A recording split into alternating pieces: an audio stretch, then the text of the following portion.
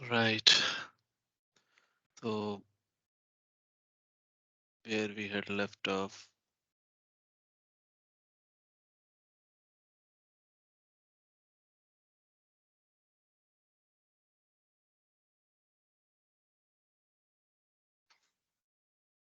Okay.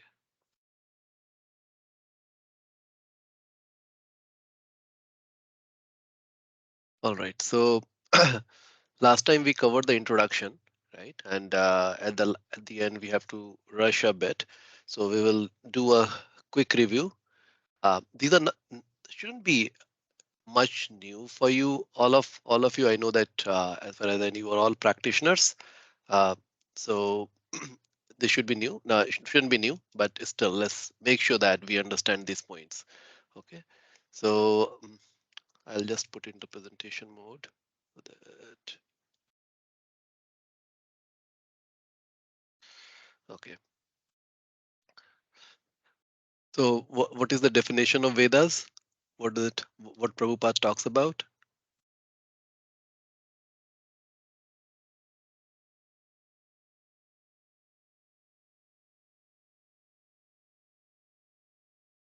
Anybody?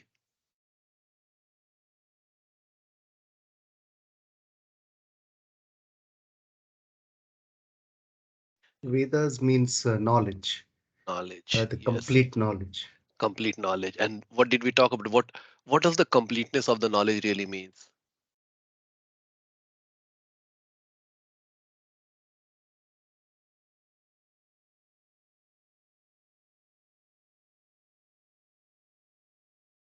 Hint. There are three aspects to it. Three things.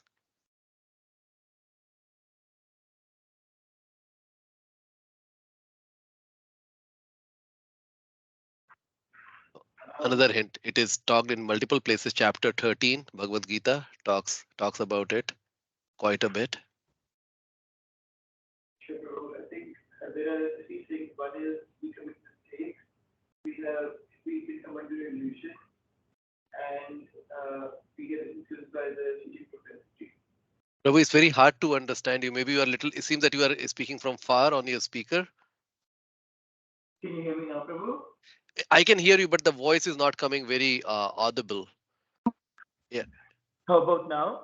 yeah. No, much better now. Yes, yes. Okay, Prabhu. Prabhu, three things that we commit mistakes because of our knowledge, we come under illusion, as well as we have a cheating propensity, so we may not accept it in its pure entirety. No, so Prabhu, so here the question is, when we say Veda is knowledge, what is the complete knowledge, right? So for example, I'll give you the hint where we need to be talking about. So we all went to the colleges, right? Universities. What we learned there is material education, right? Which is about the one aspect.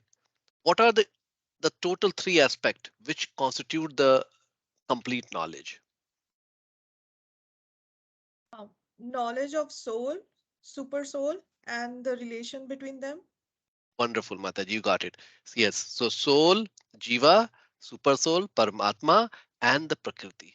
All those three things together, right, constitute the complete knowledge. Why? What we learn in the colleges here in the world now, right? This is the current state. It was not the case before. That we are too focused on the material aspect of it, without understanding the relationship of it with the jiva, that there is a soul, there is a consciousness, which is the soul is which is permeating the consciousness, and the super soul. And this it is very important because when we try to understand the invocation words, we will get it a little bit deeper again. Okay, so this is the complete knowledge, right? Soul, super soul, and prakriti. All these things has to come together. And the Bhagavad Gita, we talk about um, 18 chapters. First six chapter is karma yoga. Second six chapter is bhakti yoga. Last six chapter is jnana yoga. Have you seen that the last six chapter is only focused on the jnana yoga, and the middle six chapter is only focused on the bhakti yoga?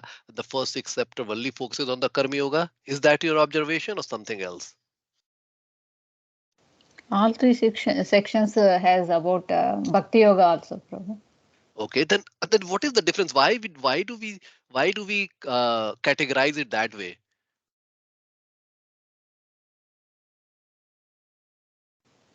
So there are some devotees like neophyte devotees or Madhyamakari, Kanishtadikari or Uttamadikari. So they take different levels of devotion, Prabhu. So it may ultimately they take the Bhakti Yoga path, but there are stages for some of the devotees who takes like Karma Yoga or Jnana Yoga. Okay, so I'll tell you, in all the 18 chapters, Krishna is talking about all the three things. Focus here. This is very means simple but very powerful actually. So so if you take these three things, Jiva, Super Soul, Paramatma, and Prakriti. Look at the are the three triangles, like 3 points on the triangle. Okay.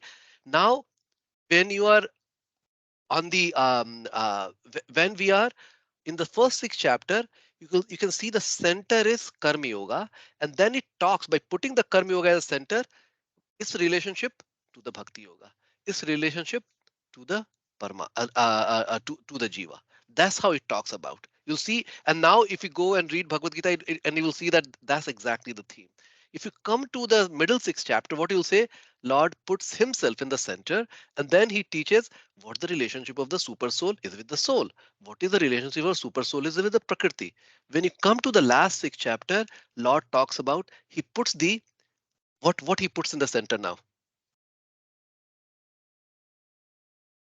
Jnana Yoga, Yeah, but of the three which I am talking about, which aspect becomes the center? Prakriti, Prakriti, right? Prakriti become the center, and then with the Prakriti, he talks about what's the relationship of the Prakriti with the soul, what's the relationship of Prakriti with the super soul, right?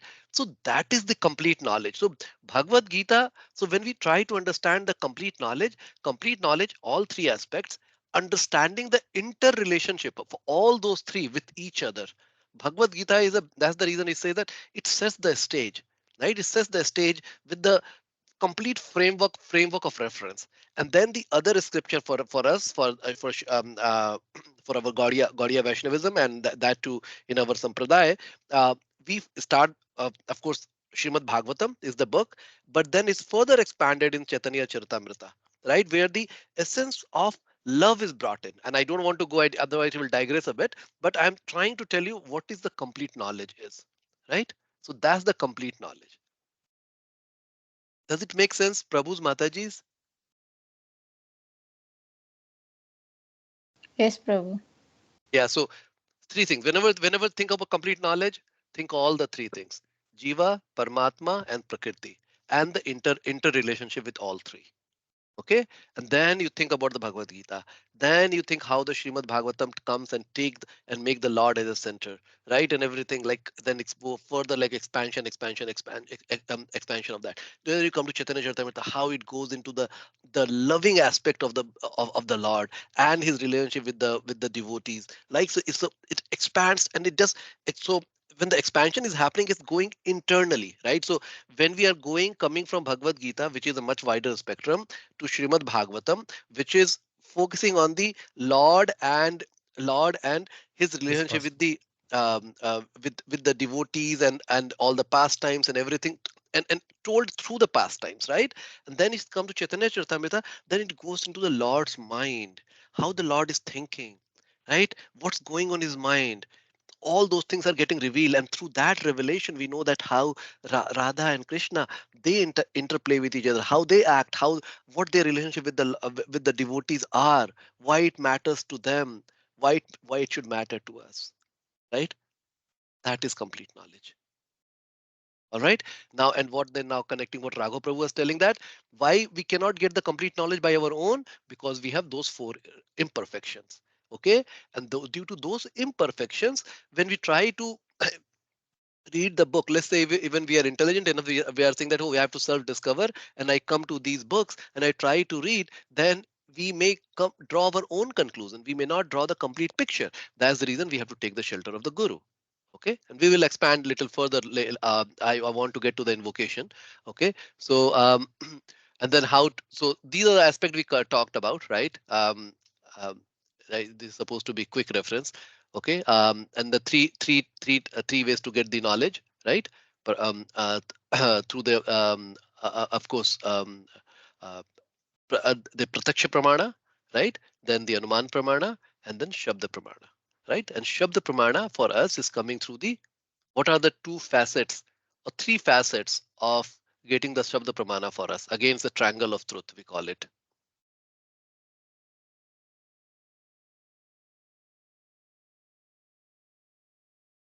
Prabhu, is it Shastra, Guru, and Sadhu. Sadhu Gurus. Thank you, Mataji. Wonderful. Yes, all that's three triangles. Okay, wonderful. So I think you all got it. This is the key points we had it right. Axiomatic truth, pratiksha and manasabda has heard from right sources, firmly established in Brahma. All right. So we will be starting uh, the Isho Upanishad structure. We initially we talked a brief about it when we were setting the stage for the Isho Upanishad, that how it can be looked from the different angle, right? Um, and Isho Upanishad, this is a this is a recursion. I'm sorry, I'm using the if you're not in a computer, it might little confuse you, but like a loop, right? It's a recursions that uh, I, I'm s- so we are saying Isho Upanishad is a book which provides the vision for a devotee to see the world. We all see the world through our own vision. I see somebody as friend, someone as an enemy, someone as a lover, someone has this relationship, someone has that relationship. That's my vision, right? I'm a family man, so I think that way. Okay. Um, but Lord has a vision through which we, if we look the world, then it makes the completeness. And that will lead to the real peacefulness. And the peacefulness is what will lead to the real happiness. Okay. So how to see the vision which is presented in the Isho Upanishad, and that is the structure. So that is the vision we are trying to draw through this picture. Okay, so the first section, so there we are segmenting this into three parts: vision, guidelines, and prayers. Vision is invocation. It starts with invocation, which is the foundation of knowledge of the supreme person. Okay, who is that supreme person? How to see that supreme person? That is the vision what we are going to learn. That is the invocation verse. Mantra 1, 2, 3. It is practice for the living entity. Now we're coming to the Jiva. How Jiva needs to, when they are living their life in this Prakriti, in this material world, how they should practice. What is the mantra? Mantra is not just chanting the mantra. Mantra means the formula for living. That is mantra 1, 2, 3. Mantra 4 to 5 gives the knowledge of the supreme person. So invocation is the foundation of the knowledge. Okay, it gives the framework that if you want to see the Lord, here is how the frame you are going to draw. And this is very interesting. Lord is infinity. How can you draw the frame around the infinity? And you will see that how only Lord can do that through the devotees, right? When we read the invocation, and this we had read class 2 weeks ago, right? But you'll see that how, so that is the foundation, and then it's built on that, how to gain the knowledge of supreme person, right? Who is supreme person? That's mantra 4 and 5. And then mantra 6 to 8 is knowledge and practice of spiritual vision. So I've got the knowledge, right? I'm taking the knowledge and then I'm applying it into the practice, and that is giving me the spiritual vision, how to see the world. Okay, so that's the first category of our sections, what we are going to be doing. Vision. Okay, guidelines. Now I have got the vision. Okay, now how to really walk on that vision? Of course, there are going to be some challenges, do's and don'ts. there will be some conditions, right? How to understand. So there are some guidelines which has been provided in these 5 verses, sorry, 6 verses. So guidelines for knowledge, how to acquire the knowledge. When we are seeing the knowledge, material knowledge, there is spiritual knowledge. Do I should only focus on the spiritual knowledge? Should I only focus on the material knowledge? How should we go and learn about it? Right? That is guidelines for knowledge. Very powerful. Those two, 3 verses, very powerful. And then mantra 12 to 14, guidelines for practice. Okay, if I'm practicing, okay, there is always, okay, should I follow this? Should I follow that? What it is? What is the guidelines of practice? Okay, and then anything we do in our life, and we will. I'll just talk briefly here, and then we get to those sections. We will expand on it. The the power of prayers. Prayer is the first we have to understand if we before we talk about the prayers. Have you heard this term that we live in a Brahman? Like there's a Brahman. Brahman word can be used in multiple references, and one of the references which is used is the aggregate. So the the Brahman you are used in different contexts because the meaning is aggregate, and I can with my based on my context, my aggregate can be small, my aggregate can be little big. If I keep opening my reference, then aggregate can become bigger and bigger. That's the reason how Sanskrit is done. Atma is a similar word which goes from like a small, very small segment. Atma can refer to the body, and then Atma can refer to the soul and the super soul also, right? So similarly, the Brahman. So it's called Sabda Brahman. Sabda Brahman means that everything is connected through the sound. Everything is connected through the sound. That's the reason why it is being referred as a Shabda Brahman. Now, to where we are one minuscule particle, one point in this big, large, infinite in manifestation. From that to connect to any point or to connect to the supreme whole, the medium is the sound. Okay. And as a prayer is a tool. There's a special kind of sound which creates the affection or the gratitude from the person who is doing the prayer to the object of the prayer. So gratitude coupled with love, when it starts flowing in the pure form from the point of reference, in this case, from the subject to the object, that becomes prayer. Right? Again, repeating. So I am the individual with my love and with my gratitude. I'm saying something in this Shabda Brahman, and I'm saying this language to connect in this Brahman is the sound, then it can connect to anybody. And that will explain, we understand this concept. It can explain why sometimes we have this intuition and these intuitions comes out to be correct. Some people develop this power with their like what we call it the uh, Lahima, Mahima, all different siddhis. Siddhi, I was not getting the word siddhis. They develop the siddhis and they're able to do all those. How they're able to do it? Shabda Brahman is one of the aspects, right? So prayers, power of prayers. So this is vision is going to teach us if we want to connect to the supreme, how to do that, and that is the prayers. Okay, so prayers for knowledge and prayers for practice. So I'll take a pause.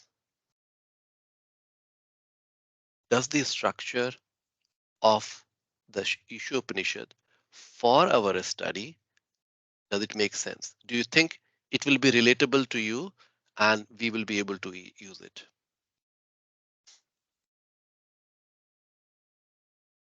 Yes, bro, this is clear. However, what is not uh, clear is prayers for knowledge, prayers for practice. Can you give the difference between these two? Sure, Prabhu. Sure, good question, Prabhuji. So see, in Bhagavad Gita, there is a verse which says that knowledge and in remembrance, everything comes to the Lord, right? Now, when I'm trying to acquire the knowledge, am I really able to understand it? Because to understand the knowledge, there has to be revelations, right? That builds the connection. So there is something which is presented in the book. Anybody can read the book, but there's the other element of the book which is revealed from inside. That's the reason why it is said that when this used to confuse me, that this is an open secret.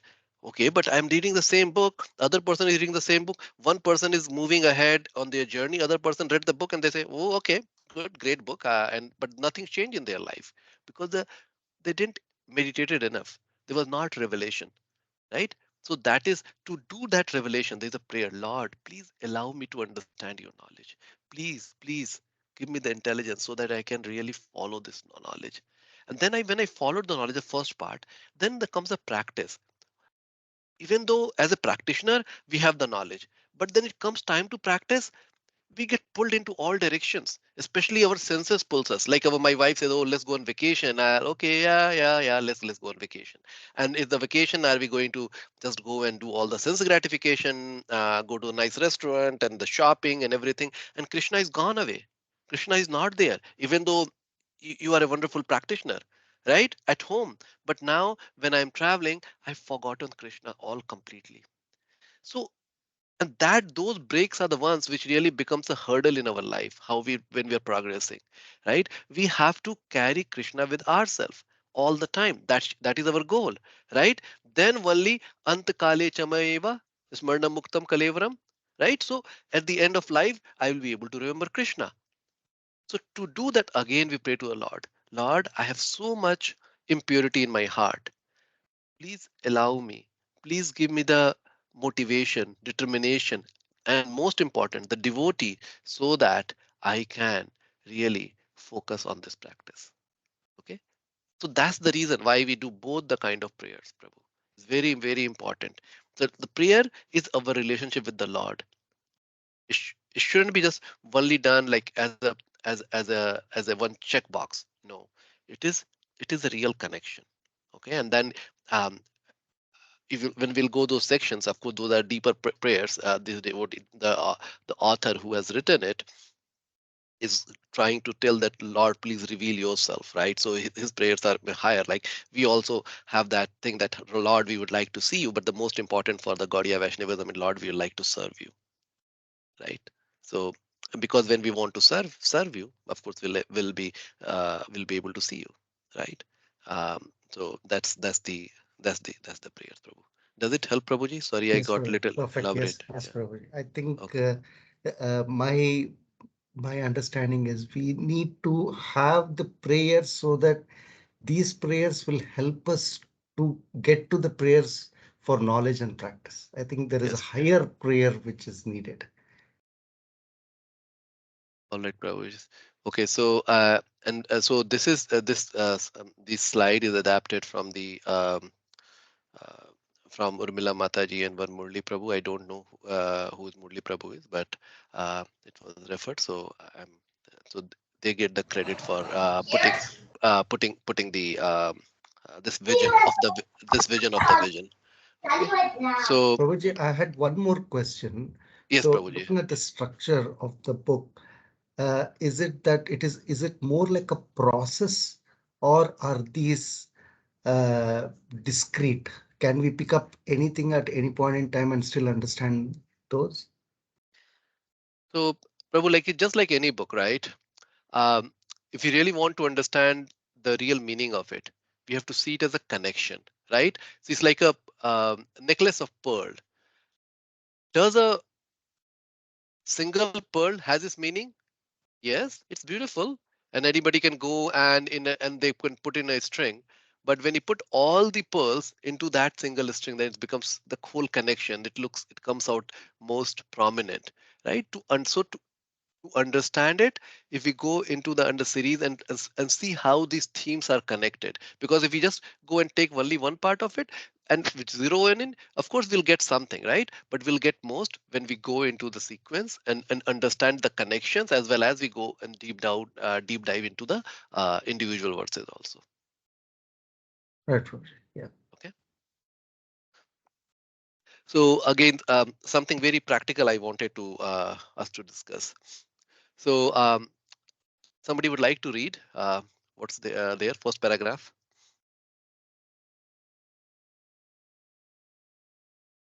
Yes, Prabhu. Vision of the Sri Isho Upanishad overview. What a person believes and how a person acts are intimately related. A person who has no belief in the existence of God will act simply according to his whims and desires, accepting them as the only purpose in life. A person who believes in God only as the Creator and Father to be feared and obeyed will attempt to follow His laws, but will also try to enjoy his own desires as much as possible.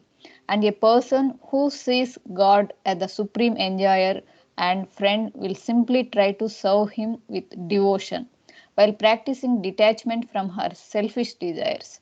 Thus, our belief and actions combined make up our overall lifestyle.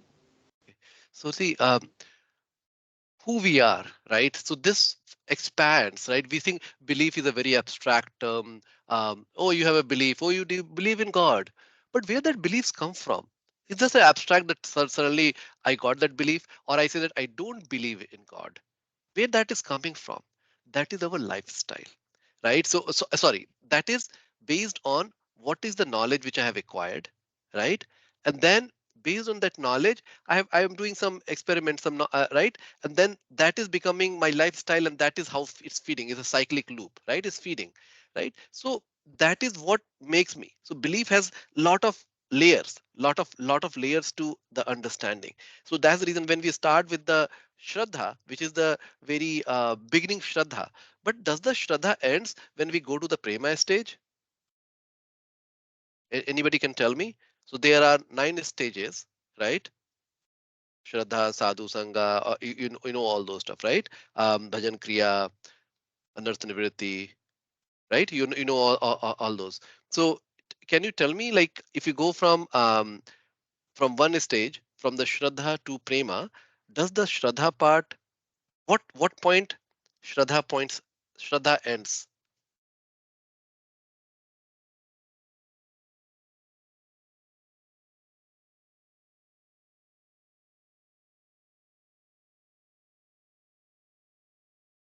It never ends, Prabhu. Thank you, Mataji. It never ends. Shraddha, it builds on it, right? So, so the lifestyle which we are living, right? It is based on the belief, and based on belief, what action I am taking on those beliefs. Together, that determines our lifestyle. Now, see the next phase. Mataji, if you can read the other 3 lines. Yes, Prabhu. All revealed scriptures stress the purification of our beliefs and actions by giving us spiritual knowledge and practices to follow. By studying and realizing this knowledge and following these practices, we can make genuine spiritual advancement. Okay. Now, as I was talking, the belief has the basis of knowledge. That's where the scripture comes. And then our 4 regulative principles we talk about. That's where the practices comes. And together that makes we as a devotee, right? That's where the spiritual advancement happens. So this is a very powerful concept. If you try to understand how these things are all coming together, right? If I'm just taking knowledge and I'm not doing the practice, I'll become Gyani and no change will happen. And these are the people who can become a writer, they can go and do the PhD also, and nothing will change for them. They will be just living the same material life they were living before. Practice is the important ingredient. Similarly, if I'm only doing the practice and not the knowledge, then I become sentimentalist. Why I'm doing it? I'm just doing it.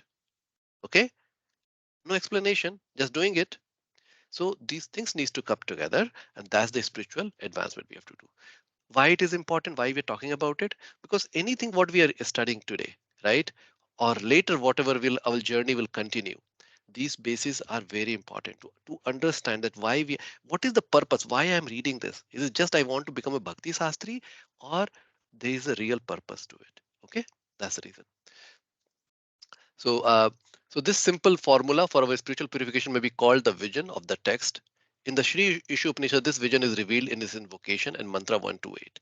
In order to begin the process of receiving this vision mantra, 1 to 3 offer prescribed practice for the living entities, namely ourselves. The invocation in mantra 4 to 5 enlightens us with the knowledge of the Supreme Personality of Godhead. Both the knowledge and practice of their relationship are fully revealed in mantra 6 to 8 as the vision of a pure devotee. Right? That will turn out to be your lifestyle. The second section of Shri Upanishad mantra, Isho Upanishad, mantra 9 to 14, gives further guidelines on the mantra, on the nature of the knowledge and practice. Mantra 9 to 11 give guidelines for which knowledge is to be sought. Okay, and mantra 12 to 14 gives guidelines for which practices are to be followed. The third and final section, mantra 15 to 18, are prayers offered by the devotee to the Lord to obtain this vision of the Shri Isho Upanishad. Mantra 15 and 16 are prayers for realization of the knowledge given. Mantra 17 to 18 are prayers for acceptance of our practice. Right? As we are making the offering, Lord, please accept it. Okay. So let's read it. Um, and then we'll summarize. Okay. So here, while we are reading it, right, we need to focus on the absolute truth as a person. Very important, right? If we don't set this basis, then we may not get the revelation, right? And then there has to be some meditation. So we need to focus on the absolute truth as a person. As a person, he has his own personality, including likes, dislikes, feelings, thoughts, desires, and most importantly, personal relationship. Unless we understand it, these things doesn't matter why the Lord appears, why he's giving these scriptures, why he's sending these devotees who are writing the commentary on the scriptures, why they appear as a guru or right or a friend. So the personal relationship, prayer automatically places us in relationship with him. So you see the power of prayers, right? It help us establish the relationship with him, reinvigorate. We always have a relationship with him. It just forgotten. Like, yeah, I don't care about you. You are there. You are sitting in Paramatma. Okay, you are good. I'm also good. It's just like that. But now we want to establish the relationship, re-establish the relationship. So prayer automatically places us in a relationship with him. We can pray to learn what it means to be personal and to come to see him as the supreme person. So this is the mood. Okay, very important. I'll give you a 30-second to close your eyes and meditate that how we want to approach the Lord in our heart when we start reading invocation and the purport. Okay, take just internalize, pray to the Lord.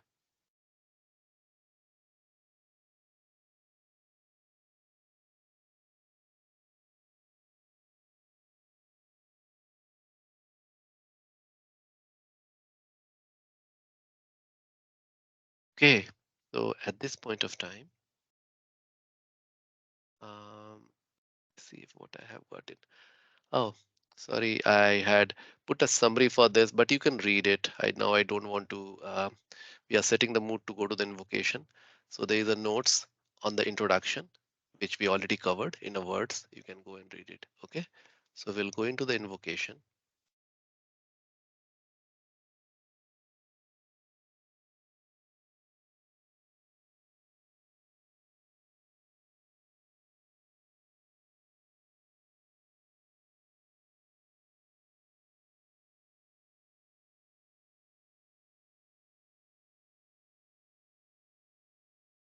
Okay. So um, let's Om Purnam Ada Purnamidam. Can repeat. Om Purnamada Purnamidam Purnat Purnamudachyate. Purnat Purnam Udachyate Purnasya Purnam Adaya. Purnasya Purnam Adaya Purnameva Vashishyate. Purnam Eva Vashishyate. Okay, so now we can sing it together 3 times. This is the worth memorizing. Okay, so let's do it together. Om Purnamada Purnamidam Purnamidam Purnat Purnat Purnam Purnamudachyate Udachyate Purnasya Purnasya Purnamadaya Purnameva Vashishyate. Om Purnamada Purnamidam Purnat Purnam Udachyate Udachyate Purnasya Purnamadaya Purnameva Vashishyate. Last time. Om Purnamada Purnamidam Purnat Purnamudachyate Purnasya Purnamadaya Purnameva Vashishyate. See how many Purnams are used. Purnam, Purnam, first two Purnam in the first two line. Purnat Purnam, two again. Purnasya Purnam, two more. Two, two, six, eight, six total. And Purnam again, seven times. Now see how this infinity, this is the beauty, right? Means it will mesmerize you, right? And I'm pretty sure a lot of you have already read this verse, and last time also we read this verse. Okay, so but it's really mesmerizing that how Lord can can give the intelligence to the devotee to even put the infinity into words. So the personality of Godhead is perfect and complete. And because he is completely perfect, all emanations from him, such as this phenomenal world, are perfectly equipped as complete wholes. Whatever is produced of the complete whole is also complete in itself. Because he is the complete whole, even though so many complete units emanate from him, he remains the complete balance. Now, uh, we'll break down little bit, okay? And I know devotees who can give the class on this verse for ever, like at least 5 or 6 or 7 classes. Very normal experienced devotee, they can do it. So the personality of Godhead is perfect and complete. So first making a statement, he's perfect and complete. Why? Okay, in what sense is complete? Because he's completely perfect. So first, so it's saying that he doesn't has all those four defects we're talking about. He's completely perfect. So he's only not perfect, he's complete also, right? Completely perfect. All emanations from him. So while Lord is complete, they are emanations. The things, all his energies are there, right? Which is emanating, which is giving the infinity of the Lord, right? So Lord as a personality is complete, and then there is the energy which is emanating, such as, so one of the energy is this phenomenal world, right? The world pratiksha, what we see, phenomenal world. And there's the opposite of this phenomenal world is what? Spiritual The world. spiritual world, numinous, what we don't see, right? So something what we can see, prataksha, and then what we don't see. So such as this phenomenal world. So such is, so this doesn't say that this is the only emanations from him, right? So because it is going to be talking in terms of jiva, Lord, and prakriti. So such as this phenomenal world. So now Lord is perfect, one entity.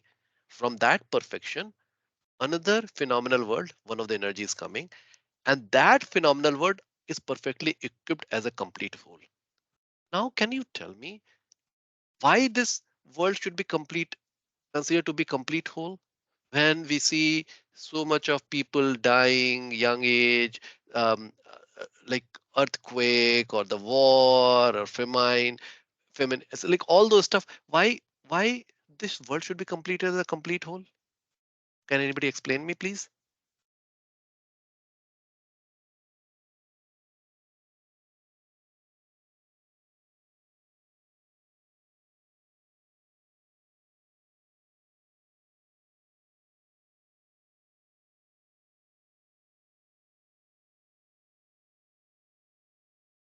Okay, we'll progress and then we'll come back. Okay, keep thinking in the meantime. Whatever is produced of this complete whole is also complete in itself.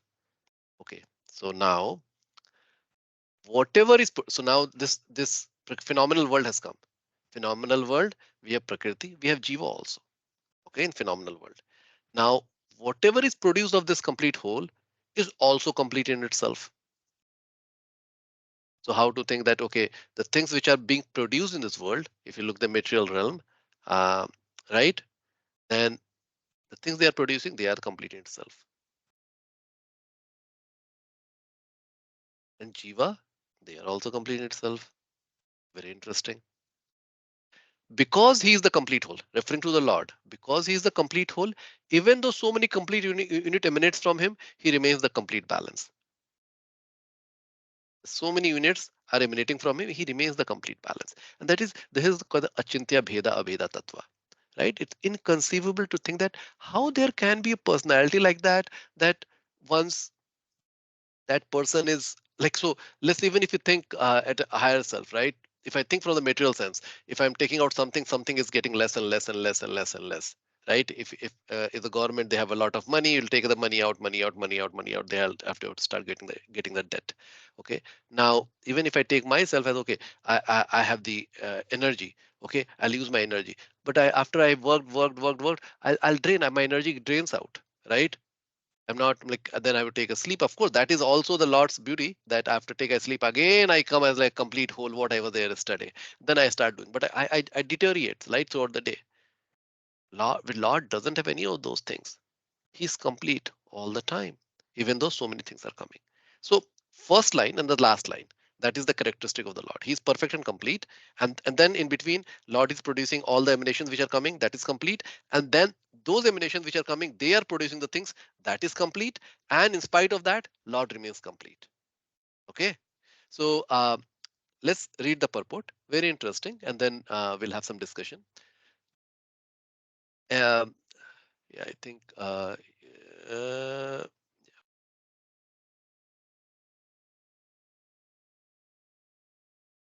in the maybe next verses, we'll try to maybe see if we can um, just only go over the maybe highlighted things. But this verse, we will read the whole thing. The complete whole, or the supreme absolute truth, is the complete personality of Godhead. Realization of impersonal Brahman or of Paramatma, the super soul, is incomplete realization of the absolute complete. So whenever we only look into one aspect of the absolute truth, like, okay, I only look impersonal Brahman, or only the Paramatma, means impersonal Brahman. Within that, there is a Brahmavadi, and I don't want to go to the concept, but impersonal Brahman is specifically used for the Mayavadis or of Paramatma, right? So so you can see those two things. So so if you only look for that, that is incomplete realization of the absolute complete. The supreme personality of Godhead is Satchid Anand Vigraha. Satchid Anand Vigraha. So all the three. Sat, right? Chit, Anand. So you know what is Sat? Eternity, Chit, knowledge, Ananda, bliss. bliss. Realization of impersonal Brahman is realization of his Sat feature or his aspect of eternity. And the Paramatma realization is realization of his Sat and Chit feature. So Paramatma is combination of those Sat and Chit, right? His aspect of eternity and knowledge. But realization of the personality of God is realization of all the transcendental features, Satchitanand, all the things put together. So see, so Lord has all Satchitanand. If we only pick one, it's an incomplete understanding. It's an understanding, but it's an incomplete understanding. We have picked Sach and Chit, then it's a better understanding, but still incomplete understanding. When you pick all the three, then that is the complete understanding. When one realizes the Supreme Personal, he realizes these aspects of the Absolute Truth in their completeness. Vigraha means form. Thus, the complete whole is not formless. So it's very important. That's the reason it's put Vigraha, that Lord has a personality. He's a person. Okay. If he were formless, or if he were less than his creation in any other way, he could not be complete. Important. See the definition of complete, that the completeness include in this definition, in this infinite definition, that he has a form also. The complete whole must contain everything both within and beyond our experience, otherwise he cannot be complete. So again, beyond our experience, that is again something which we should highlight, right? The complete whole, the personality of Godhead, has immense potencies, all of which are as complete as he is. Thus, this phenomenal world is also complete in itself. The 24 elements of which this material universe is a temporary manifestation. Does everybody knows about these 24 elements? Anybody who doesn't know about it? Or do you remember, or you just want me to remind you so that you can remember?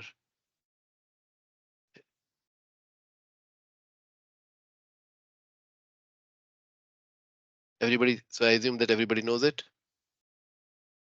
Okay, then we'll make a move. But so Excuse 20. me, Prabhuji. Yes, Prabhu. It is better to remind Prabhuji for me at Okay. least. Okay, Prabhuji. Thank you. So 24. So you know that there are five Panchabhutas, right? Earth, water, air, ether, fire, air, ether, 5. Then there are the subtle elements, mind, intelligence, false ego. Then there are working senses, right? Where working senses are hand, ear, hand, leg, ear, genital, and all those 5. Then they're the object of those senses, right? Like what we smell, see, and all those stuff. That add another 5. Then there is the touch, feeling, taste. Those are the things, right? Those are another 5. So 5, 10, 15 plus 5, the gross element 20. The three is the mind, intelligence, and false ego, and the 24th is mahatattva. So these are 24. So these 24 elements, even though if you don't remember, right? Even if you don't remember, we should get an idea. These 24 elements constitute this manifestation. So these 24 elements, when they mix together, it creates the whole manifestation. And when they mix with the consciousness part of it, right, our feelings, thinking, feelings, and all, it creates all the interaction which is happening in this world, right? So that is the, so when we think of the completeness of the material world, what this is what is being talked about here. Okay. Um, no other unit in the universe need make an extraneous effort to try to maintain the universe. So no other unit in the universe need make an extraneous effort to try to maintain the universe. So universe, so what we talk, all the planetary system is running, right? They are going wonderfully. They are not colliding, no accident, there is no traffic control, everything is running, right? So there is no extra effort outside to maintain the universe. The universe function on its own time scale, which is fixed by the energy of the complete whole. So time is one of the dimension of the material world. Time is not the dimension in the spiritual world, by the way. And when that schedule is completed, this temporary manifestation will be annihilated by the complete arrangement of the complete whole. Okay, so 3.11 trillion years. All facilities are given to the small complete units. So now Prabhupada is expanding, right? So so he talked about how this unit with the Lord has come, with the Lord, which is He's created this material world, what it made of, right? And then it has a time gradient. It is made of those 24 elements. He talks about that. Now he's telling that all facilities are given to the small complete unit, namely the living beings. Okay, so in that emanation, we are included to enable them to realize the complete whole. So we are given all the things. And so this life, human life, is so conducive because from understanding we are given the intelligence, the discrimination, all those things, so that we can understand this knowledge. So from that we are complete. We have been given the senses, right, to use that knowledge and act on it, right? So from that sense we are complete. Okay. Now, but what is the goal, right? So we'll come to it. All facilities are given to the small complete units, namely the living being, to enable them to realize the complete whole. All forms of incompleteness are experienced due to incomplete knowledge of the complete whole. So why we see incompleteness? We say that why Lord is doing this, why Lord is doing that, why I'm having experience in this problem. That is our incomplete knowledge. Once we understand the complete knowledge, then there is no incompleteness. And these are not mere words. This is something we can discuss quite a bit. The human form of life is a complete manifestation of the consciousness of the living being, and it is obtained after evolving through 8 lakh 400,000 species of life in the cycle of birth and death. If in this human life of full consciousness, the living entity does not realize his completeness in relationship to the complete whole, he loses the chance to realize his completeness and is again put into the evolutionary cycle by the law of material nature. So it's very important that we utilize this life, the human form of life, which has been given to us to the full extent to achieve the goal of going back to Godhead. If we are not using it, we are simply wasting our time. Because we do not know that there is a complete arrangement in nature for our maintenance. Now, this is the other completeness of the material world, right? So when we come in this world, nature, the context and the nature, like if I need to eat, everything is there for me, right? To if I really want to enjoy or I want to study, all the things are there. So whatever is needed, complete arrangements have been made. But the complete arrangement has been made for me to go back to Godhead. If we think that, oh, there's not a complete arrangement for me to have the sense enjoyment. Yes, because the world is not designed that way. Because why it has not been designed that way? Means, do you think the Lord couldn't have created that there is no misery in this world? There's only happiness. Nobody gets sick. Nobody die. Do you think Lord could have created that? Yes, no.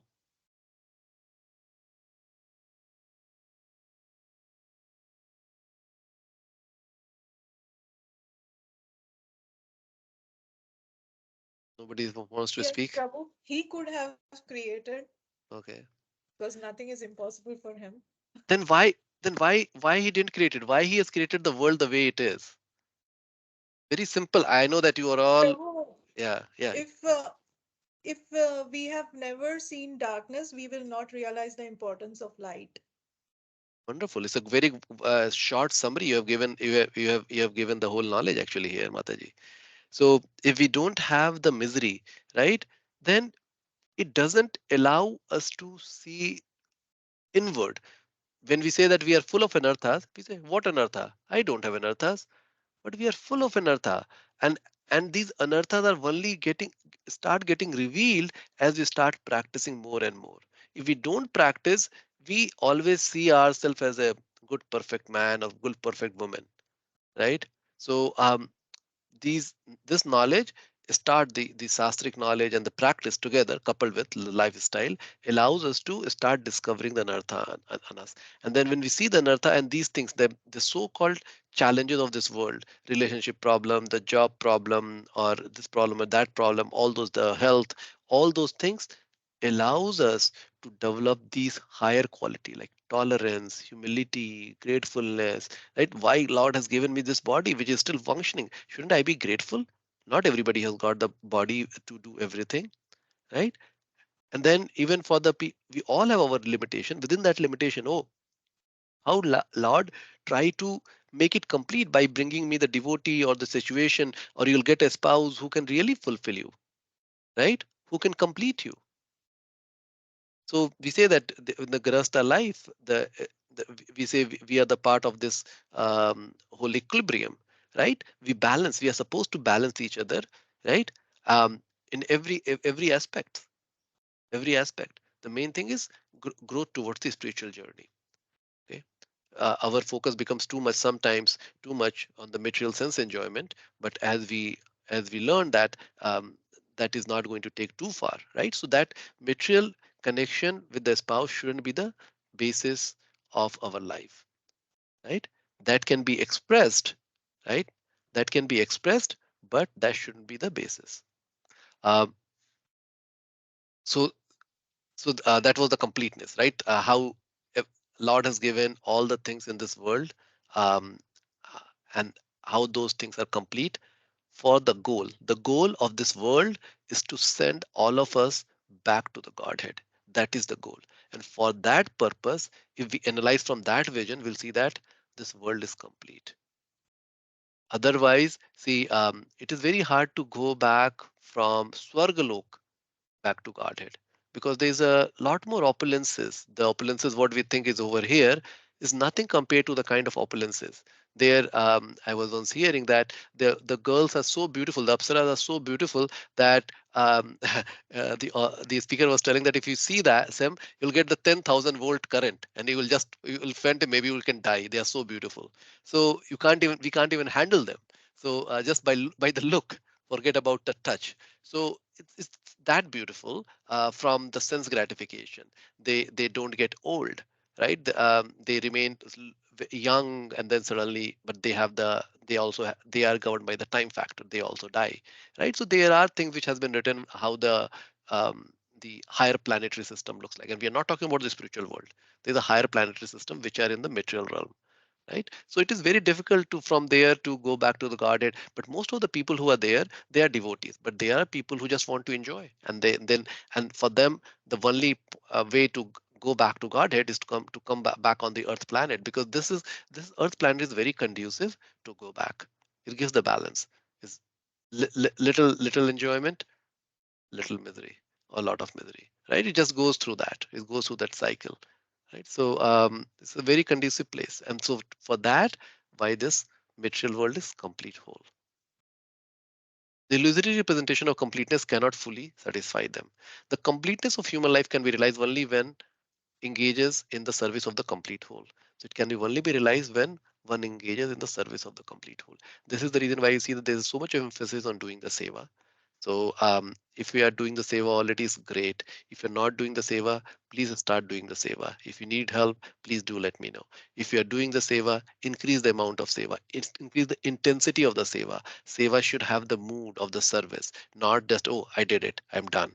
Okay, so it's a mood of service. It's just like as of when you got married, then how you used to behave with your husband or a wife, right? The world it seems that revolved around that, right? That you want to serve your husband or a wife into the best of the possibility. You're always thinking how you want to satisfy your husband or a wife in all the different ways, right? So that should be removed. And it's very difficult. I know that as a practitioner, I struggle with it, but then we have to realize that, oh, that is our goal. How can I go and do that? And so recently, Vraj Vihari Prabhu, a sadhu was visiting Seattle, gave very practical lessons. If those lessons are available, if you want, you can listen to it from our Vedic cultural site. Okay, I'll just make a move. I don't want to get there.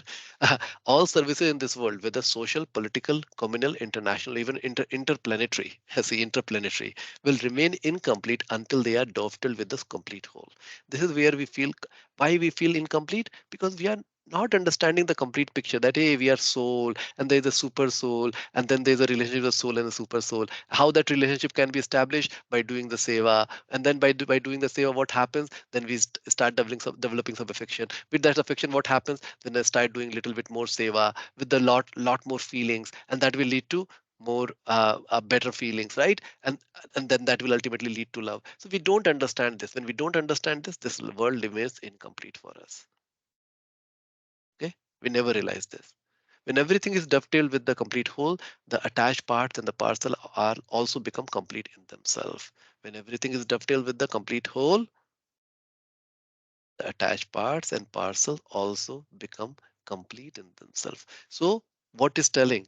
Can anybody give me few lines on this? Expand this last line of this purport.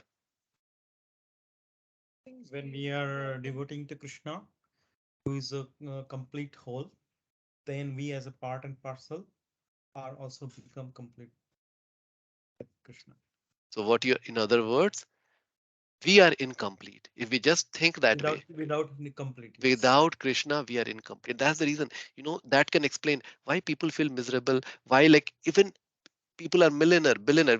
We live in a very rich country, and that too in the rich country, we live in a rich area.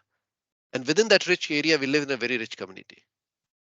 Right? Look at the opulence. We become used to it, but if you go to different places, even America, you'll see that how lucky from that the material perspective we are. Right? But still the same people here, as they are growing, they're not getting satisfaction. And I'm pretty sure you have met those people. I have met those people. They're not satisfied.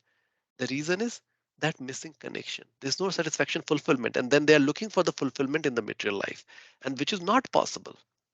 The only fulfillment can come when we connect with the Lord. Okay, so that's so very powerful. In the means, as a practitioner, it's easier for us to understand it now because we have gone through so many purport from Prabhupada in the Bhagavad Gita or other books. Um, but if we read it without going through those things, this purport also becomes very heavy. Doesn't make sense. Like seems very theoretical. But we are very practical. So coming back. So here I had put one verse for you from Chaitanya Charitamrita. Jivera Sarupa Haya Krishna Nitya Das. Krishnera Tathastha Sakti Bheda Abheda Prakasha. So how what this verse is telling from that as a jiva, right? Our Sarup, our connection is with the is being with the Nitya Das, always being the eternal servant of the Krishna. And the Krishnera Tathastha Sakti. We are Krishna Tathastha Sakti, marginal in potency. Bheda Abheda Prakasha. Right? So we have the same right? Quality, but quantitative we are different. Right? So just there are many references. Just because I was happened to be reading that, I thought, oh, it makes sense. But it's not that, oh, this is the only one I'm giving the reference. It's just contextual. While I was reading something, I thought, oh yeah, this is a good place to put it. Okay, now going back and making sure that we understand. Please tell me in all honesty if these sentences are making sense to you. So we'll again parse it out. The personality of God is perfect and complete. This is a statement. And we can say that, oh, I don't understand the statement. But why? Why he's complete? Because he's completely perfect. So he doesn't have all the four defects. And all emanation from is such as this phenomenal world. This is where the question happens whether this world is complete or not. Does any of you have a question on that completeness of the world or it not being perfectly equipped as a complete whole?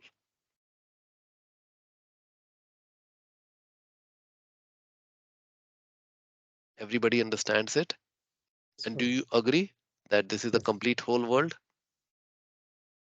Yes, Prabhu. Okay. Okay. Prabhu, so, Hare Krishna Prabhu. Yes, Mataji. Prabhu, you mentioned that there are so many hurricanes and so many issues that are happening, like depression amongst people. So how do we relate that to that the world is? I understand that we are complete where we are born, we grow, and then we die, and then we merge back into the elements of the earth. But with all of these different problems that are happening in the world, how do we relate that it is complete as well? Very good question, Mataji. Okay, my dear friends on the class, somebody would like to answer Mataji or add anything or any comment on Mataji's question?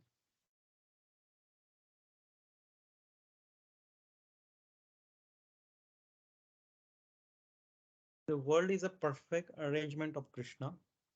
Uh, World goes by the three sets of miseries. Uh, and Adi Daivik, Adi Bhautik, and Adhyatmik. Very good. Now, this all things are perfectly arranged for jivas to go through the miseries and like karmic reactions, and also they get opportunity to realize the complete knowledge and serve the complete whole. So So this is I wonderful, don't know Prabhu. whether Yeah, no, Mata Prabhu, you answered it very well. Mataji, and Mataji, you know that, right? Is so these are Adi Bhautika kleshas, right? So these miseries, which so-called misery, what we see from our eyes, seems very painful. That's why somebody has to go through this. But these are the ones which allows you to think like so that can in a thinker, right? It will allow why these things are happening, what is the purpose of this. Okay, so if I think that way, it will lead to elevation. Let's say I am the sufferer, I get caught up in that hurricane and I lose all my belongings and all those stuff. Maybe I was very attached to it, it is giving me a lot of pain. And when we have the pain, and with that pain, if I pray, let's say I'm a kind of person who do pray, right? That prayer has so much of power. So Vraj Vihari Prabhu, the sadhu who visited us, uh, he was telling that, you Grihastha have an advantage over we renunciate. And I said, okay, why? He said that you have the relationship. But I said, in the relationship, we may be is for the senses. He said, okay, yeah, maybe senses, maybe not, but let's say senses, like I love my son or my daughter or my wife. Okay. But when there is a pain to them, then I cry. And that cry, when I try to pray to the Lord in that crying, taking the shelter to the Lord, please, I'm not able to handle this pain. Lord, please give me intelligence. Please give me the tolerance. Or Lord, please tell me what can I learn. There's so much of intensity in those tears, right? And that establishes the connection with the Lord immediately. While a renunciate, because they're not emotionally involved with the individual so much, right? He's telling that I'm talking to you today, the next week I'll be somewhere else. Last week I was somewhere else in Dallas. Now I don't even remember them, right? So that's the connection, the power, right? So now coming back to my connection to your question, Mataji. So if I am something who is impacted by that, even if I have a sense gratification, my connection to the prayer will be Lord to the immensely. That will lead to elevation. Okay, the Lord will arrange something where I can start looking why that happened, why I suffered, I lost those belongings, and then I that will of course going to teach me tolerance and everything, right? If I just I'm the kind of person who just like use the curse word and all those stuff, I'll remain in this world, right? I'll remain in this world, and these things will keep coming and touching us or pricking us, so that maybe one time we will realize that why these things are happening eventually, right? So that's the reason why this klesas have been created uh, by this complete whole, who is the Lord. Within this complete manifestation, these are the tools which has been given within this manifestation, and which are instigated or triggered to act, so that it touches us. When it touches us while we are sleeping, we wake up and we can we can take some action. So that is the reason why it is there.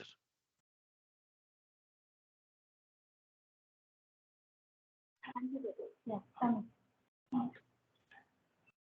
Prabhu, also, if we think about all these hurricanes or earthquakes or anything, when we um, like in material perspective, if if we can go through, like, there are reasons why this happen, and those reasons are created by us. It's not some, like, something outside who is just creating it just because uh, someone is bad or Right, right. Even Mataji, from that perspective, right? So that's again this complete whole is so nice, right? And this is yeah.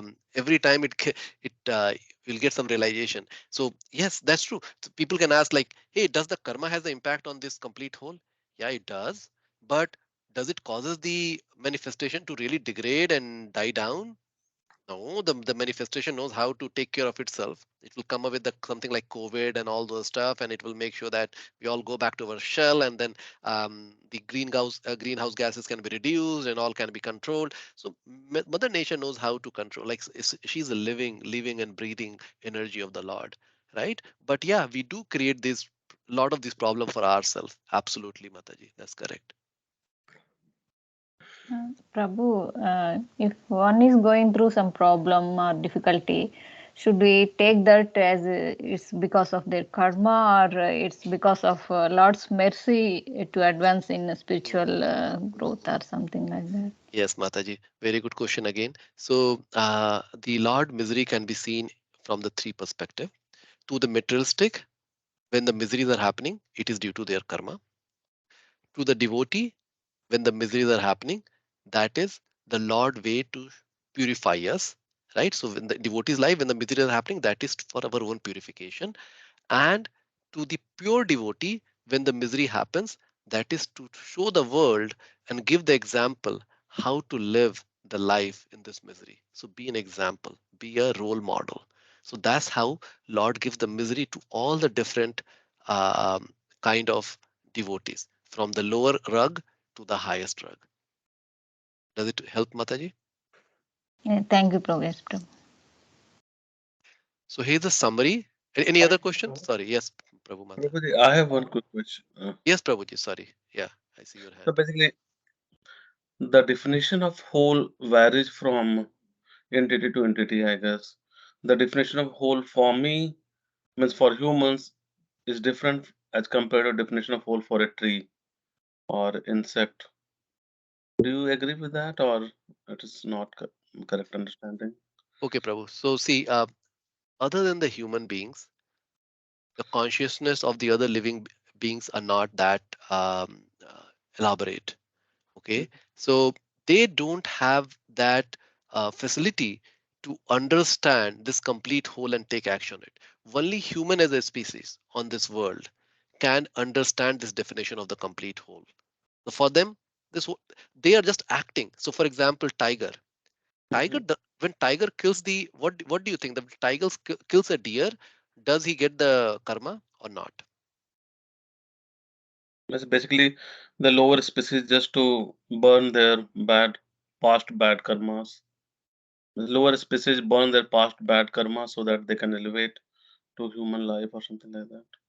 So see, so first to answer my question, when the tiger kills a deer, No, they it's don't kind of they don't get it. Yeah. they don't get any karma. They are only acting their behavior, the nature which has been given to them. So in the lower species of life, the lower species, lower than the human, all species of life, whether tree, plant, animals, tigers, fish, whatever, right? They are acting the swabhava which has been given to them, right? They don't incur any karma. They live their life. And that is the progression. So as we come to this life, we go through all this cycle, 84 lakhs yoni, we call it, right? Or 8.4 million species of life. We go through that. And during that time, we don't have much, right? It's just like we have to live, like going step by step, step by step. That's the reason when we go and let's say kill an insect, we we are becoming impediment to their progression, right? So though that's the reason why it acts as a sin. While in the I'm digressing a bit just to make another connection. While in the Vedic time, when they were used to make the sacrifice, they will make the sacrifice of a cow, but that cow will be then given the life of a human, so it was elevating. So in that case, they were not getting the sin. In fact, they were getting the piety because they were helping a species move in the into the ladder of life, right? While we do that, we get the sin. Animal do it, they don't get the sin. Yeah. So to answer your question, Prabhu, yes, it is the whole is for us, not for the animals. But it's the all means a different kind of species that's created by the supreme whole, means complete whole, Right, Prabhu. Yes. and So they emanate from that complete whole, and yes, they are Prabhu. also complete in a way. Means other So species are also complete in a way, but their so completeness. Yeah, go ahead, Prabhu. no, no, Sorry. finish your question. Finish your question.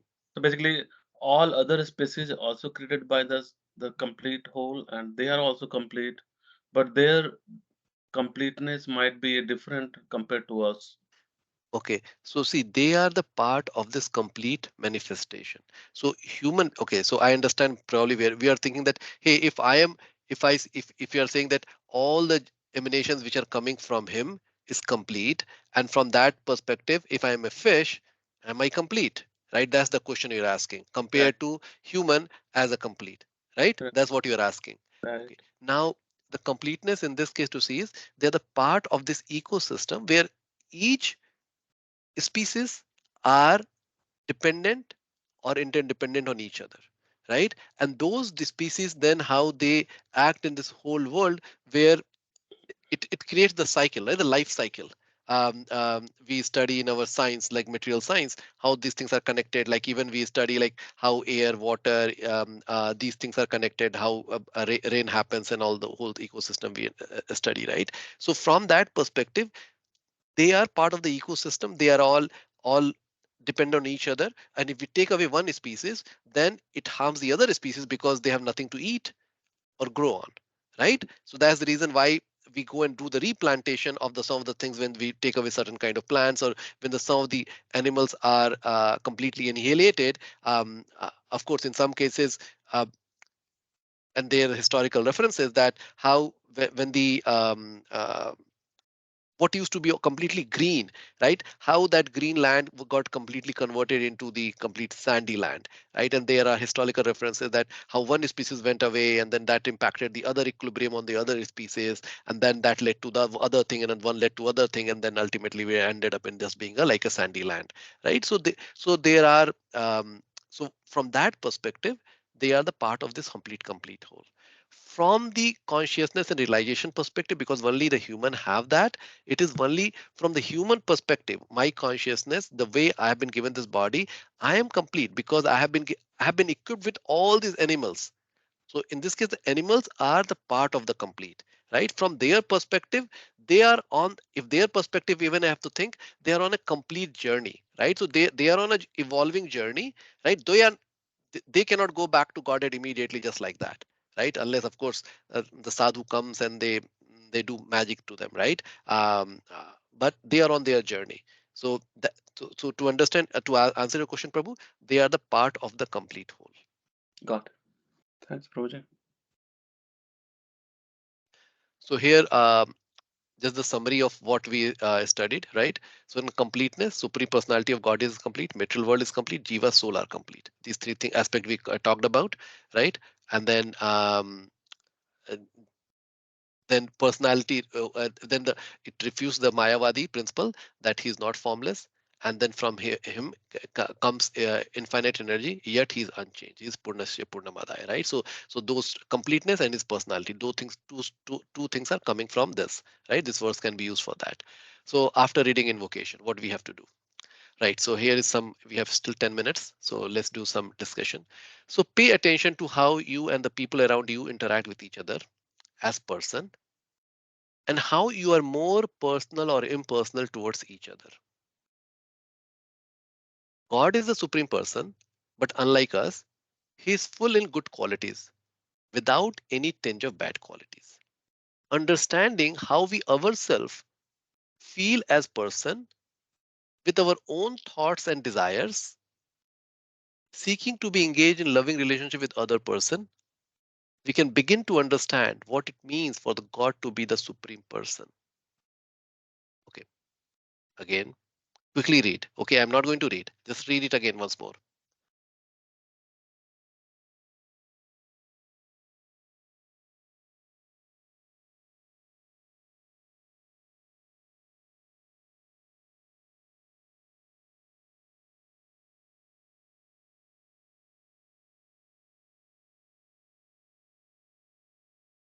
So, what do you think?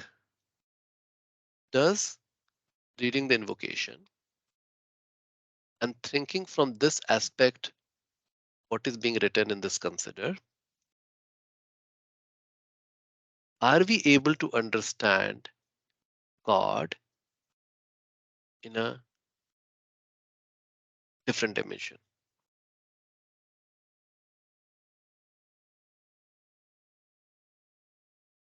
And now, while you're internalizing, describe what it means to be a person, to have a unique personality. So describe what it means to be a person, to have a unique personality. Describe what it means to be more personal or impersonal with others.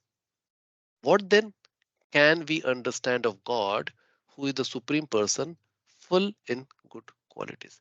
So this is supposed to be interactive, discussion oriented. Okay.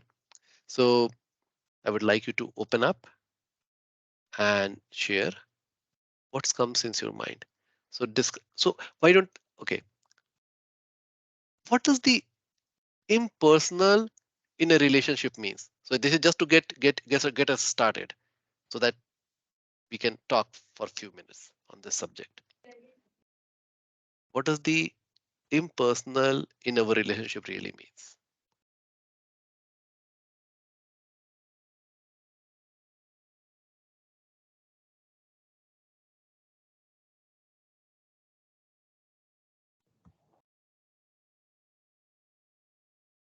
Means you don't take the other person as your own, or you don't see him as somebody who might be having similar desires like you.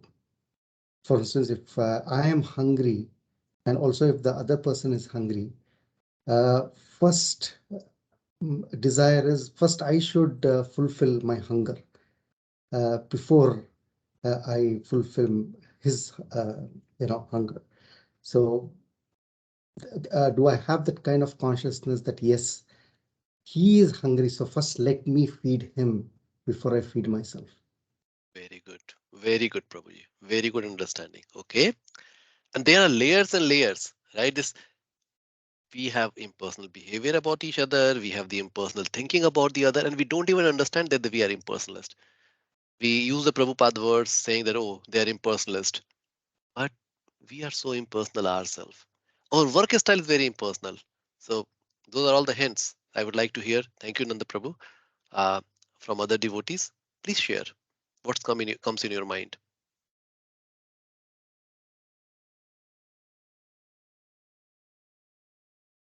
Sharad Prabhu, any thoughts? Prabhu, what I'm thinking and was slightly maybe different or maybe in line with Prabhu just said. Um, I'm thinking when I'm talking to someone and I'm hearing someone, many times whatever is being said is in my context, in my ego context. And can I keep my ego on the side when I'm talking or connecting with someone and then elevate to a different position of from that person's perspective? That's what's coming to my mind No, right that's now. very good, Prabhu. And I'll elaborate, expand on that, what I understood from you. So many times we think that we have the personality, and here are my likes and dislikes. And we don't Hmm. think the other person may have a different likes and dislike than ours, right? We don't Hmm. think, and that leads to the challenge, right? And that leads to the expectation and wrong expectations. When we think that other person is also personal, they have their own characteristic things, likes and want, and they are also on the journey, and they are the part of this complete whole. The whole thing changes, right? My thinking changes, my interaction with that person changes, right? If we are not thinking that way, then we are being impersonal. We are impersonalist. Very powerful. One more comment and then we'll move ahead. So I have one thing, Prabhuji. Yes, Prabhuji. So in Bhagavad Gita, I forgot the sloka, but Mm. it was said that it is said that every living entities is getting energy from the same complete whole. So every living entity has means the consciousness of same complete whole. So we should see each other as means different species or even different people as brother and sister, not distinguish between them that this is my friend, this is my enemy. That's very wonderful. That's very wonderful. Again, very powerful. That when we understand, when we are personal, we know that everybody is personal, and then all those personalities are coming from the supreme personality. And from that perspective, we are brothers and sisters. We all connected, right? And if let's say there are challenges or problems between each other, then how we should think? And I would have rather asked the question, but I'm just going into because I'm looking at the time. Is we should think that that person is becoming an instrument. That person is becoming an instrument to show me something. That person is not bad. That person is made to act bad by this complete whole manifestation to teach me something, who is also a complete whole, means the complete whole in the sense that all the facilities have been given and I am a complete whole. So why I'm uh, stopping here and saying me as a jiva is not complete whole, but me as a jiva in relationship with the supreme is a complete whole. Then that becomes a part of the supreme. Okay, so from that perspective, then understand that what this instant is showing me. Thank you again. All the three perspective, wonderful perspective. I hope that allowed all of us to see what the impersonal behavior means. And one other aspect, because most of us are working, we go and create these processes and the practice and the tool, thinking that this is going to serve all my audience, this is how the application should work.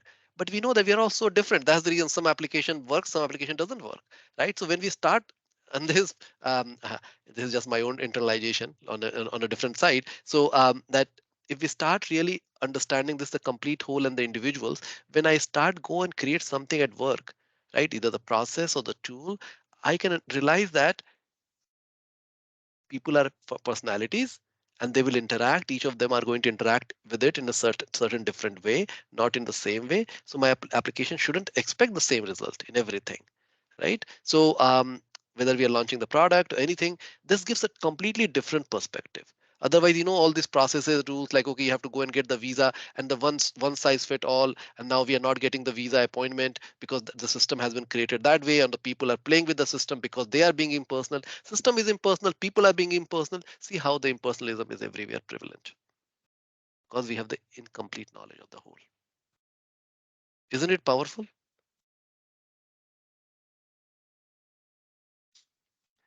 I'll leave that to you because you're all very quiet.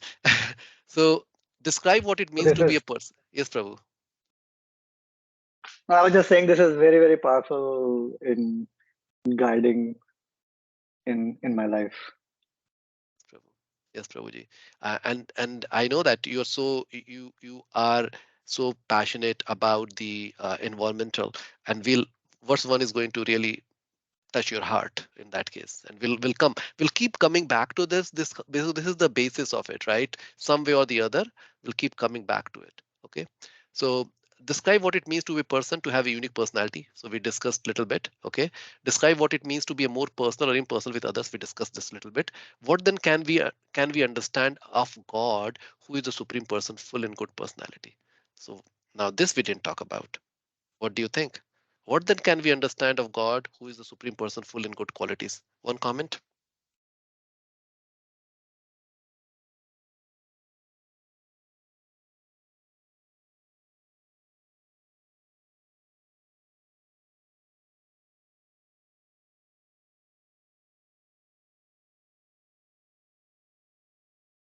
Chaitanya Mataji, any comment? He's perfectly complete, Prabhu. He has all good qualities and he is complete. He is the whole. Yes, what it telling that Lord has all, we take all the qualities from all of us, all those qualities in Lord in fullness, and then all those are perfect. So the quality what we have got can be used as a complete thing if we use it for in the relationship. If we use it our anger just for anger because there's a sense gratification, I'll be in trouble. But if I'm using the anger for the service of the Lord, that also becomes perfect. Like Bhishma used it, right? The Rudra form of the Lord uses it, right? So all those things, if it is in relationship with the Lord, it becomes complete. Okay, so Lord, now just internalize how great Lord is. How great Lord is. We can't even comprehend, but we don't even need to comprehend. Can we develop the emotions for the Lord? That He's so complete. What is given to us, this knowledge, these devotees, this spouse, these childrens, these friends, that's how we have to think.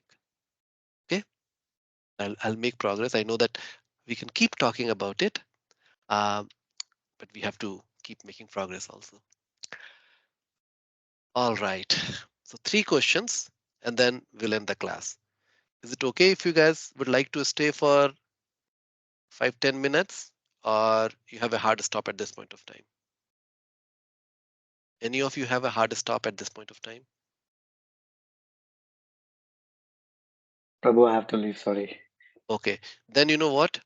We will begin the class from these questions next time. Okay, I want to honor the class because the time is up. So we'll begin the class next time from these questions. All right. So thank you very much. So how do you, however, and Prabhu, please feel free to drop now. I'm going to be talking very casually with the class. So how do you all feel about the issue Upanishad so far? Any comment, any thought, especially Swapnil Prabhu? What do you think, Prabhuji? Yes, Prabhuji. I mean, I'm attending my second class. It's it's a good, um, yeah. I mean, it's a good practical catch up for me right now. I've only done the Bhagavad Gita so far. Yeah, Prabhu, you see, Vishu Upanishad can be even understood without the Bhagavad Gita, but Bhagavad Gita helps further to understand the deeper points. So it's okay, but so just you don't worry about this because see, last time actually, why I asked, my wife was. My wife is, she. We can say, oh, you always criticize me, but she is my best friend because she gives me a feedback that you didn't really answer Prabhu's question really well. So, and then I was thinking, yeah, probably I didn't answer. So, you're asking that why Brahmaji is called the grandfather while Lord is being referred as a supreme personality. Is that what was your question? Is that what's causing the confusion, Prabhuji? Prabhuji, I think there was phrase in the introduction where it says Brahmaji is the grandfather Yeah, and Vedas are the mother. And but I right. think you mentioned that Krishna is the father if Veda is the mother. And I've also heard it in Discover Yourself or Bhagavad Gita, some lectures, this analogy. So then I think Sri Ram Prabhu also posted a link somewhere where it says Krishna is a grandfather. Then all of these, then the what I was able to take away from that whole thing is because all those analogies are meant to present a point and that particular point in the lecture. So they might not need to correlate exactly same, and that's what I felt. I mean, because the point what we were discussing in an introduction might be a little bit different than what generally when we learn Bhagavad Gita or DYS kind of a classes. So maybe their Veda and connecting it with Krishna as a father mother kind of a relationship makes analogy more powerful.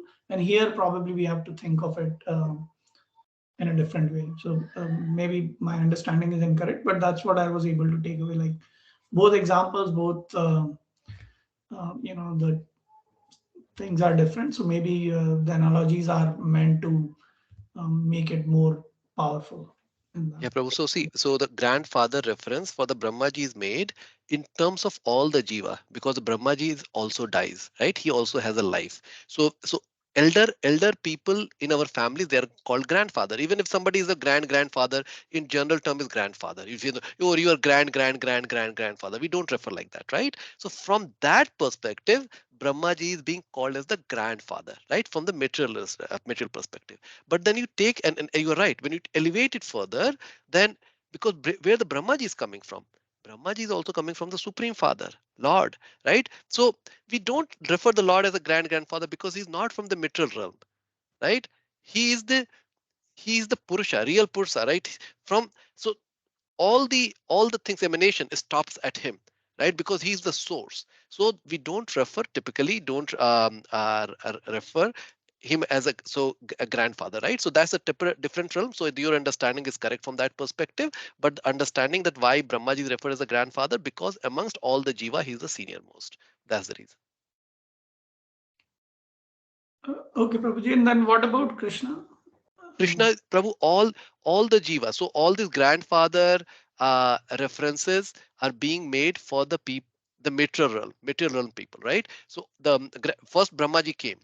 From Brahmaji, all the progeny happens, Right. right? Four Kumaras and all, and then all were born. So for me, who is the grandfather? If I look for all my generation, then ultimately the grandfather should stop at Brahmaji, because then material realm stops there, right? So Lord is the father of everybody. Whether so in our context, we have grandfather, we have uncle and auntie and everybody, but for all of us has come from the Supreme Lord, right? From the Supreme Lord. Similarly, Brahmaji has also come from the Supreme Lord. So he's typically not referred as a grandfather.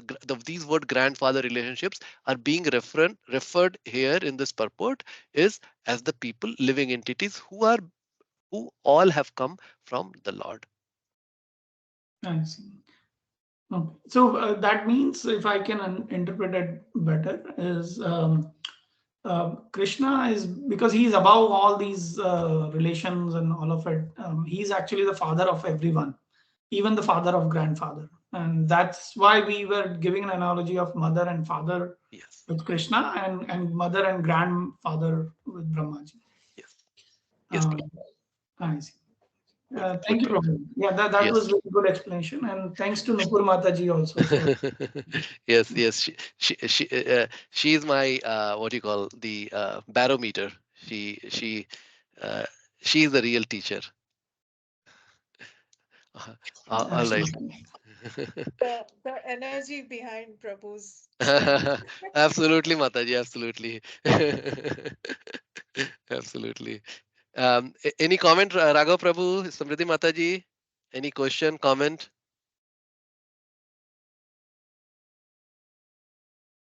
Very helpful. What I really,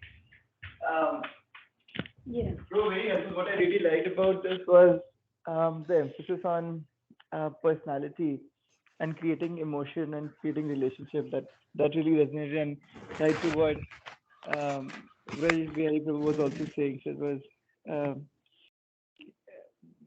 lot of food for thought. Yes, Prabhu. Yes. Our spouse are not impersonal. Our spouse are personal. And now that changes the complete paradigm, right? How I think about the, and then we expand. So it is very powerful, Prabhuji. And this concept I have heard from Radhika Raman Prabhu. He is a PhD, and that class was like so bewildering. I think I have to, maybe I don't know if I will be able to understand that class, but that was one of the aspect. And when I was teaching this class, I could completely relate with that. So yes, so these are the wonderful devotee. I keep thanking that Lord has given like these wonderful devotee who come up with these things, and then he present those memory also at the right time, so you can go and relate with each other. Yes. Well, we'll be grateful for God for you. Yeah. Okay, Prabhuji. Smriti Mataji. Yeah, Any, Prabhuji, today's class was, gave me a lot to think about. I never thought about this, personal and impersonal, and how I can live it in my daily life. I think, one of the Prabhujis had pointed out, we always think of ourselves as personal and everyone else impersonal. But the moment you kind of, shift it around and you start seeing everyone as personal, I think that will go a long way in just resolving a lot of the problems that we have in today's world, because that's one thing I've been really disturbed by seeing what all is happening. And one of the Matajis talked about how all these natural disasters, but most of the disasters that are happening is what we create towards our own people. I don't want to say it towards others, but you know, men against humans against humans. And I think when we start thinking everyone as personal, um, a lot of these things will go away. yes, yes, Mataji. Yes. Thank you. Thank you for sharing that.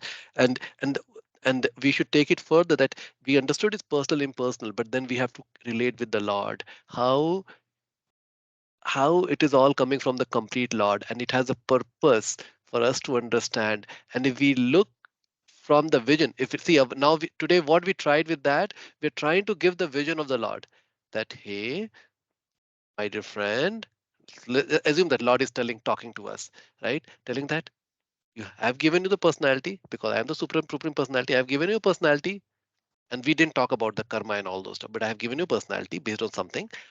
Then you have the other personality, and they are all my part. They are the personality.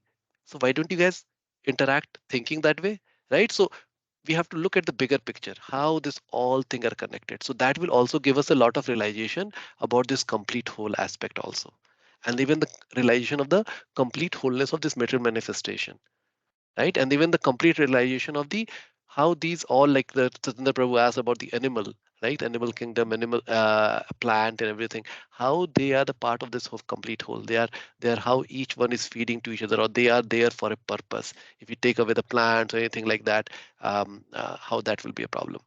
Okay, so and we'll talk a little bit more on the text one also. But very, yes, it's a very powerful verse. We need to internalize it. Okay. All right then. Vidyasagar Prabhu, you have any comment before we drop off? Not much, Prabhu. Class was good, actually. Okay. Okay, Yeah, Prabhu. thanks for that. Thank you, Prabhu. Thank Yeah. you. Hare Krishna then. We'll meet for the next class. I'm stopping the recording.